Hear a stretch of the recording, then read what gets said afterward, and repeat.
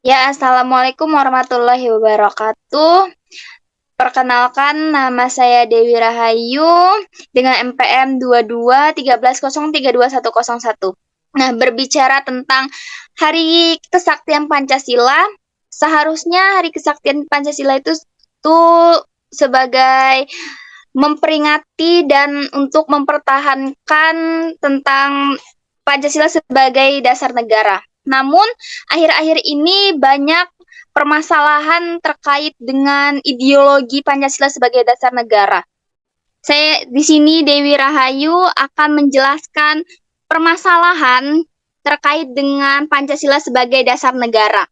Nah, sebelum kita masuk kepada masalahnya, kita harus tahu dulu pengertian dari Pancasila itu apa sih. Jadi, Pancasila sebagai dasar negara itu dapat diartikan dengan dijadikannya Pancasila sebagai pedoman dan prinsip dasar dalam kehidupan. Nah, akhir-akhir ini banyak ancaman dari ideologi Pancasila itu sendiri. Permasalahannya itu terkait dengan topik tiga yang akan saya bahas, Pancasila sebagai dasar negara. Permasalahan yang ada di Indonesia ini adalah pengidentifikasian Pancasila dengan ideologi lain, yaitu Pancasila sebagai ideologi dasar negara Indonesia mendapat tantangan atau ancaman ideologi transnasional yang berkembang di dunia, seperti komunisme, liberal, dan ekstremisme keagamaan atau Islamisme. Nah, adapun ancaman yang dimaksud dengan ancaman komunisme itu adalah ancaman yang secara terbuka melakukan untuk menggantikan ideologi Pancasila dengan sosialisme. Pemberontakan itu tuh lantas melahirkan tragedi kemanusiaan yang paling kelam sepanjang sejarah berdirinya Indonesia. Nah, fakta sejarah itu menunjukkan bahwa ancaman dari kelompok konservatif kiri, yakni sosialisme komunisme itu tidak dapat dipandang sebelah mata. Jadi, ancaman ideologi komunisme ini bahaya untuk Indonesia. Lanjut adalah ancaman yang kedua, yaitu ancaman liberalisme. Selain sosialisme dan komunisme, tantangan nyata yang dihadapi bangsa Indonesia itu adalah liberalisme. Meskipun meskipun ideologi liberalisme itu tidak mengklaim menggantikan ideologi Pancasila, namun pengaruh liberalisme itu telah terlihat dalam 2 dekade terakhir. Liberalisme itu mengubah paham Pancasila di bidang ekonomi, politik, dan sosial. Contohnya, di segi ekonomi, dari sisi ekonomi itu, ekonomi Pancasila yang berbasis kerakyatan dan gotong royong mulai berubah ke sistem pasar bebas yang dimiliki sejumlah elit.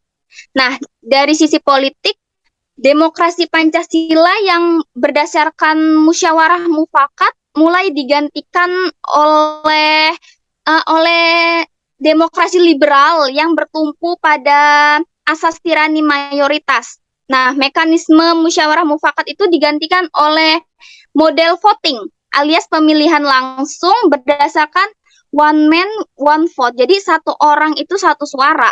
Tapi fatalnya model demokrasi liberal itu kerap diwarnai oleh politik transaksional seperti jual beli suara atau politik uang.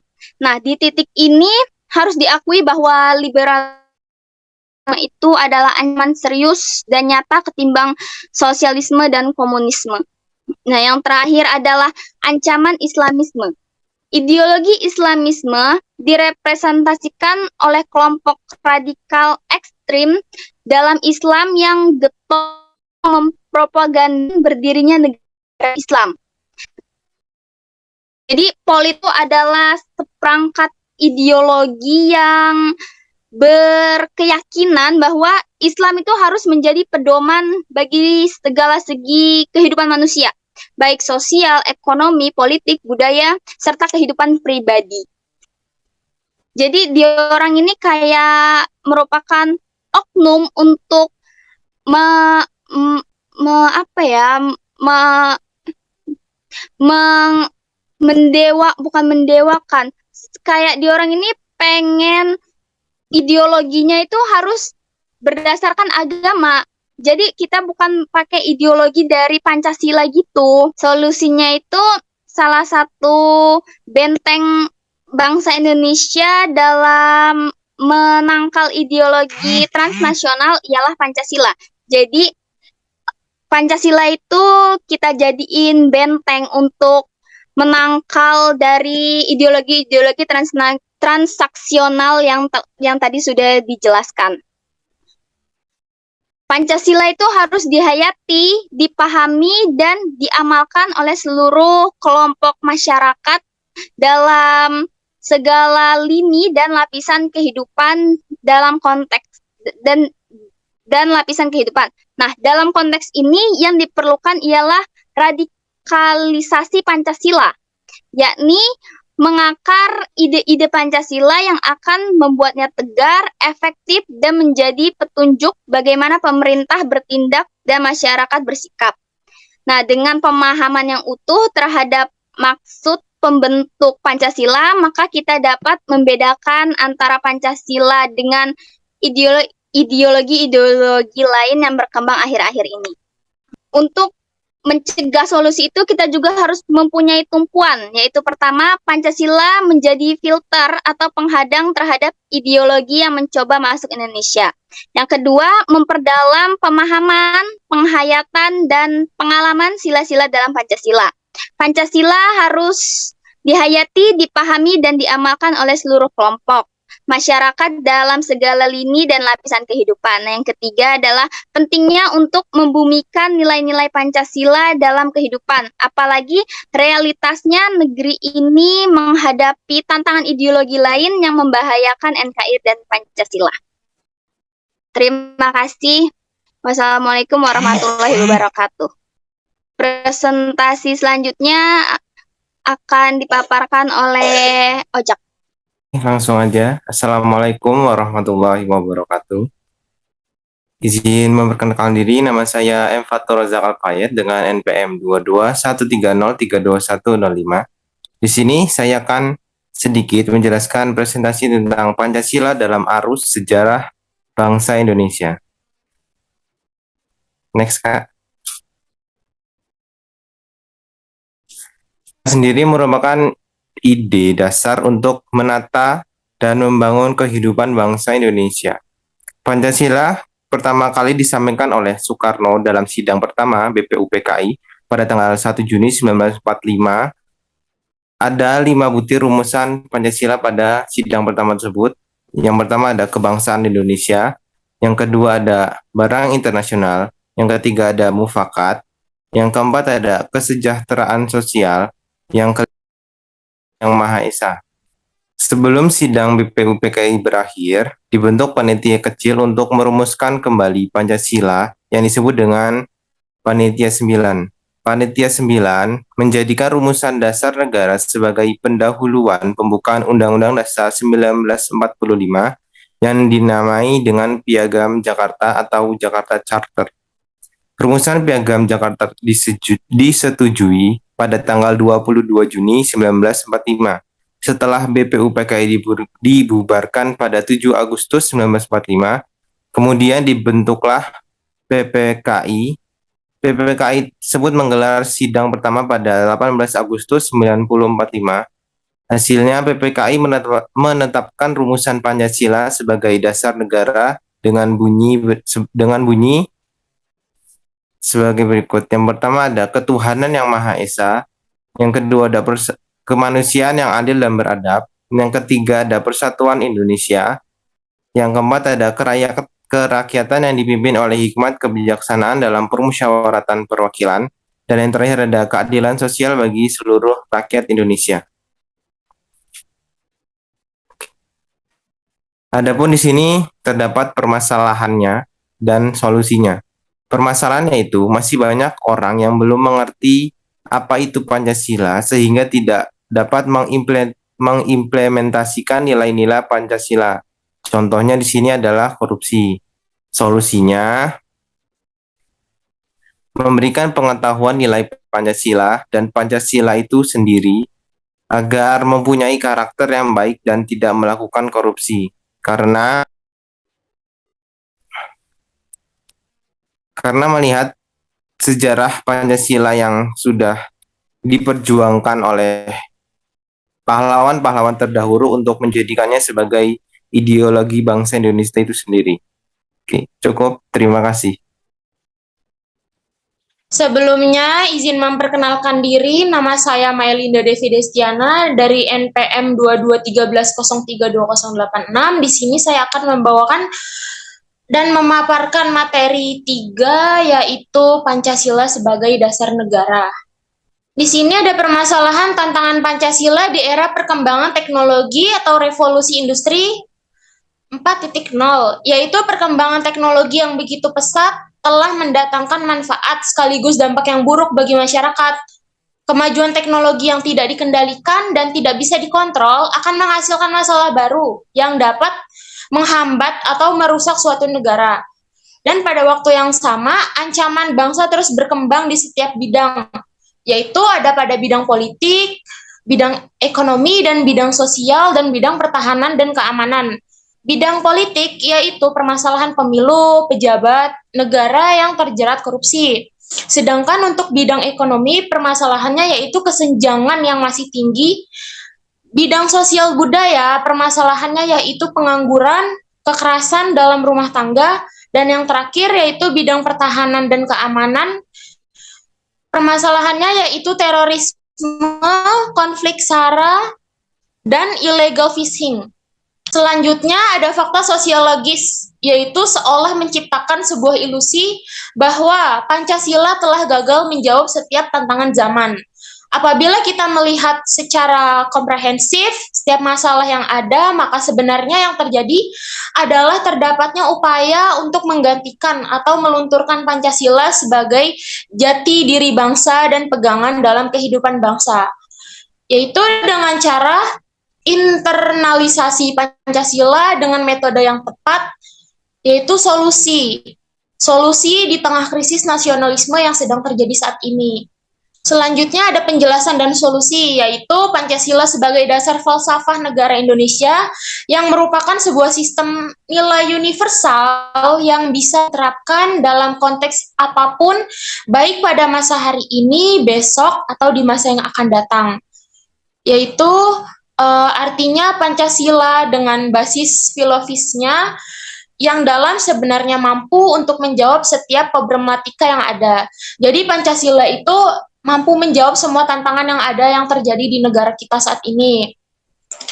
Dan terdapat 2 syarat agar Pancasila dapat beroperasi, yaitu dengan secara optimal dalam masyarakat, yaitu dengan cara 1, Pancasila harus terpahami dan terinternalisasi pada setiap individu. Yang kedua adalah mampu menggunakan Pancasila sebagai alat penyelesaian masalah.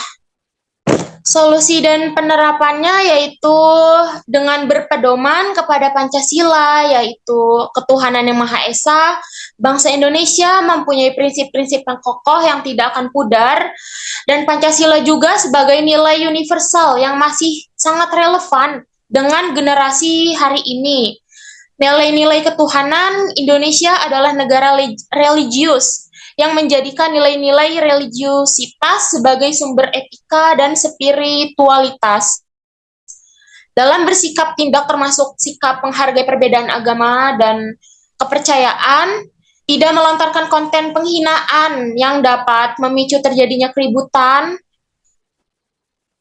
beragama, menjadi tentram dan damai. Nilai-nilai kemanusiaan, memahami, menghargai hak dan kewajiban setiap orang, tidak menyebarkan konten hoax dan provokasi karena hal tersebut merupakan tindakan yang tidak beradab.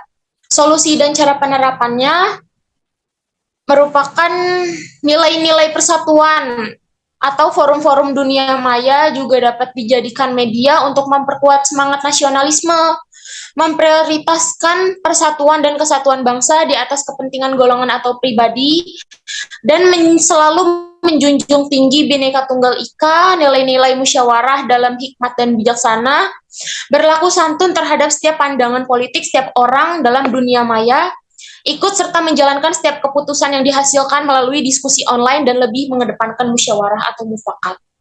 Maka kesimpulan dari solusi ini adalah oleh karena itu, di tengah krisis nasionalisme yang sedang melanda negeri ini, Pancasila adalah cahaya penuntun untuk mengenal kembali jati diri bangsa dan perekat untuk mempersatukan perbedaan. Semoga Tuhan Yang Maha Esa merahmati dan mencerahkan hati dan pikiran kita semua. Itulah pemaparan materi dari saya, yaitu materi 3. Terima kasih.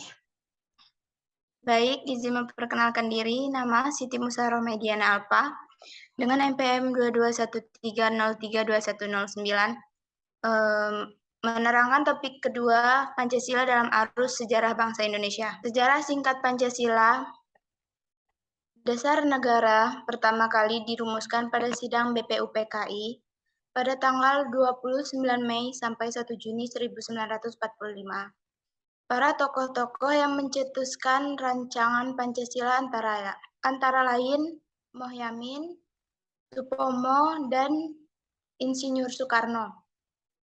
Setelah beberapa hari tak menemukan titik terang dasar negara ini, pada tanggal 1 Juni 1945, Insinyur Soekarno menyampaikan ide serta gagasannya terkait tentang dasar negara, yaitu dinamai dengan Pancasila. Panca yang berarti 5 dan sila yang berarti asas. Masalah yang pernah dialami Pancasila dalam arus sejarah bangsa Indonesia. Masalah yang pernah dialami Pancasila dalam arus sejarah bangsa Indonesia, yaitu adanya upaya yang muncul untuk menggantikan Pancasila sebagai dasar negara dan pandangan hidup bangsa dengan ideologi lain. Berikut ini beberapa peristiwa yang pernah terjadi untuk menggantikan Pancasila. Yang pertama, pembentukan Darul Islam atau Tentara Islam Indonesia dengan mendirikan NII. Tujuan utama didirikan NII atau Negara Islam Indonesia adalah untuk menggantikan Pancasila sebagai dasar negara dengan syariat Islam. Kemudian yang kedua, pemberontakan PKI di Madiun atau pemberontakan PKI di Madiun bertujuan untuk mendirikan negara Soviet Indonesia yang berideologi komunis. Oke, next. Solusi yang dapat saya berikan, seharusnya ditanamkan kesadaran dalam setiap diri individu, kelompok maupun golongan bahwasannya ideologi Pancasila itu sudah sangat sesuai untuk bangsa Indonesia. Jangan hanya mementingkan kepentingan individu dan golongan daripada mementingkan kepentingan bangsa dan negara. Hargailah hasil kerja keras para pendiri negara karena merancang dasar negara tidaklah mudah untuk dilakukan. Baik, sekian. Terima kasih. Izin Sima boleh nambahin nggak? Ya, boleh. Ya, seperti yang kita tahu kan akhir-akhir ini pengetahuan masyarakat tentang Pancasila itu merosot secara tajam, yaitu sekitar 48% respon berusia 17 sampai 29 tahun itu tidak mampu menyebutkan sila-sila Pancasila secara benar dan lengkap. Nah, 42% itu salah menyebutkan sila-sila Pancasila, dan lebih parah lagi 60% respon berusia 46 tahun ke atas itu salah menyebutkan sila-sila Pancasila. Nah, tentunya fenomena tersebut itu sangat memprihatinkan karena menunjukkan bahwa pengetahuan tentang Pancasila yang ada dalam masyarakat itu tidak sebanding dengan semangat penerimaan masyarakat terhadap Pancasila atau semangat yang dicetuskan Soekarno dan para ulama-ulama yang sudah merancang ideologi Pancasila itu sebaik mungkin. Apa sih solusi dari Sima supaya masyarakat itu bisa paham tentang nilai-nilai Pancasila itu? Nah, kalau buat masyarakatnya sendiri itu ada baiknya dengan memberikan pendidikan tentang Pancasila. Jadi di mana orang tua dari anak-anak itu mengajak anaknya buat sekolah itu kan buat belajar. Ada yang namanya pendidikan kewarganegaraan. Jadi kalau misalnya anak-anak yang usianya masih dini lah, bagusnya kayak gitu. Tapi kalau misalnya untuk orang-orang yang di mana udah berusia lanjut, kan susah tuh buat ngehafalin sila-sila itu. Nah, jadinya solusinya kalau buat orang-orang kayak gitu, bagusnya kayak sosialisasi sih. Kan nggak mungkin kalau mau sekolah lagi kan. Bagusnya sosialisasi sama RT, RW atau gimana gitu, atau ada seminar kan, seminar-seminar gitu kan, nggak cuma buat anak kecil kan.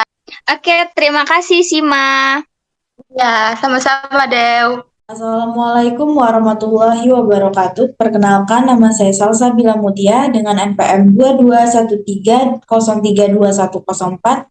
Di sini saya akan mempresentasikan topik 3, Pancasila sebagai dasar negara, dengan judul Hilangnya Pancasila sebagai dasar negara. Pada alinea keempat, pembukaan Undang-Undang Dasar 1945 ditunjukkan nilai-nilai Pancasila dalam dasar negara. Hal itu merupakan dasar-dasar negara yang ditetapkan pada tanggal 18 Agustus 1945 oleh Panitia Persiapan Kemerdekaan Indonesia atau PPKI, yang diartikan sebagai bentuk perwujudan kehendak seluruh rakyat Indonesia yang merdeka. Dalam ketetapan nomor 10 garing MPRS garing 1966, ketetapan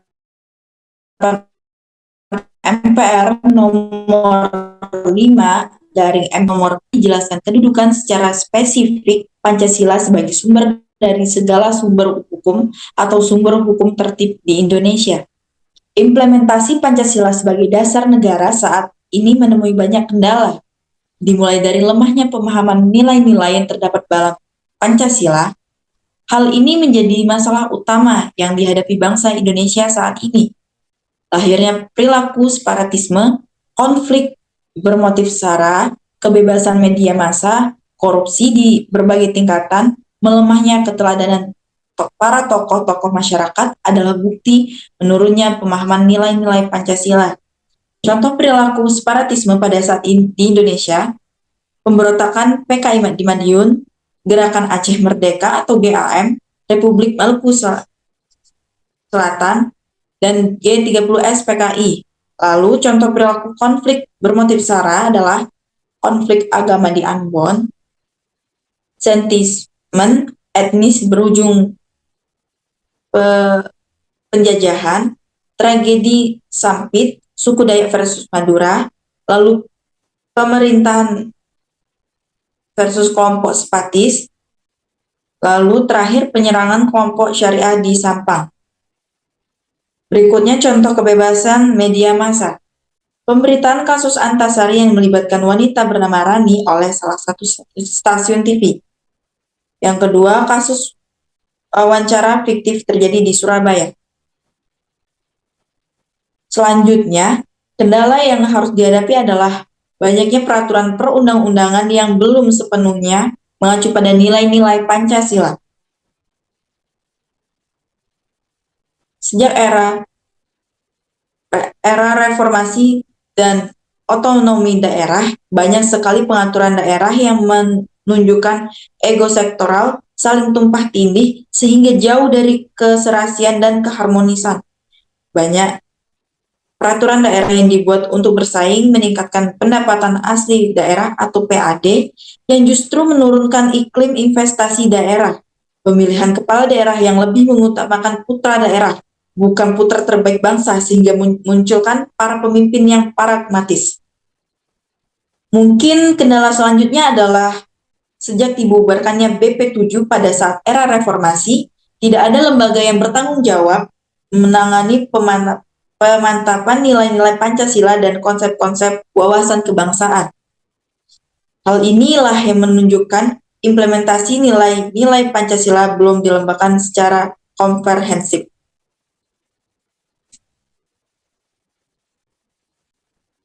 Oke, baik. Solusi bagi permasalahan yang dihadapi dalam implementasi nilai-nilai Pancasila sebagai dasar negara adalah langkah konkretnya.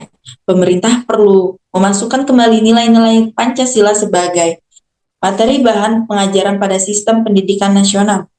Kebijakan ini tetap relevan dan tidak akan mengurangi hakikat dari tujuan dasar pelaksanaan pendidikan nasional yang ingin menciptakan manusia yang berakhlak cerdas.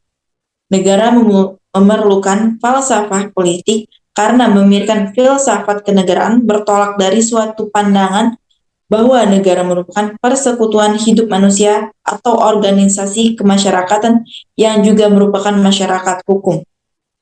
Oke, baik, sekian dari saya. Terima kasih. Saya ucapkan maaf apabila ada banyak kekurangan.